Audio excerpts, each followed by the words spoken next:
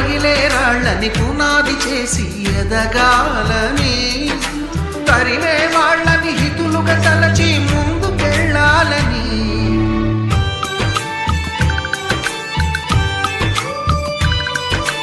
కన్నుల నీటిని కలల సాగుకై వాడుకోవాలని,